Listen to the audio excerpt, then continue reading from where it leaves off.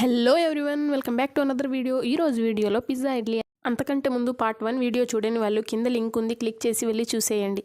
Pizza idli కోసం మనం part 1లో అయితే వెజ్జీస్ అన్ని ఫ్రై చేసేసుకున్నాం కదా. తర్వాత ఏం చేయాలంటే ఒక దబర్లో 2 గ్లాసెస్ వాటర్ వేసుకొని తర్వాత కాటన్ క్లాత్ తీసుకొని బాగా వాష్ చేసుకోవాలి. ఆ కాటన్ క్లాత్ని అయితే దబర్ మీద పెట్టేసుకొని నీట్గా టైట్గా అయితే కట్టేసుకోవాలి. ఇప్పుడు మనం ఇడ్లీ పిండిని అయితే దీనిపైన అయితే యాడ్ చేసుకోవాలి. పిజ్జా ఇడ్లీ కోసం ఇడ్లీ పిండిని అయితే నీట్గా యాడ్ చేసుకున్న తర్వాత అయితే మనం అందులో ముందుగా ఫ్రై చేసి పెట్టుకున్న వెజ్జీస్ని అయితే యాడ్ చేసుకోవాలి. వెజ్జీస్ అన్నీ యాడ్ చేసుకున్న తర్వాత అయితే మనం ఇక్కడ చూపిస్తున్న విధంగా అయితే మూత పెట్టేసుకొని స్టవ్ మీద పెట్టేసుకోవాలి.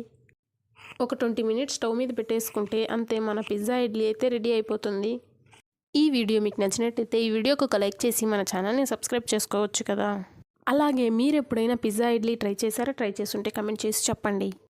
ఇలా ఎప్పుడు ట్రై చేయని వాళ్ళు ఒకసారి ఇలా ట్రై చేసి ఎలా ఉందో కమెంట్ చేసి చెప్పండి. టేస్ట్ అయితే చాలా బాగుంటుంది. మనం తింటుంటే వెజిటేబుల్ ఫ్లేవర్స్ అన్నీ బాగా తెలుస్తూ ఉంటాయి. టేస్ట్ అయితే చాలా బాగుంటుంది.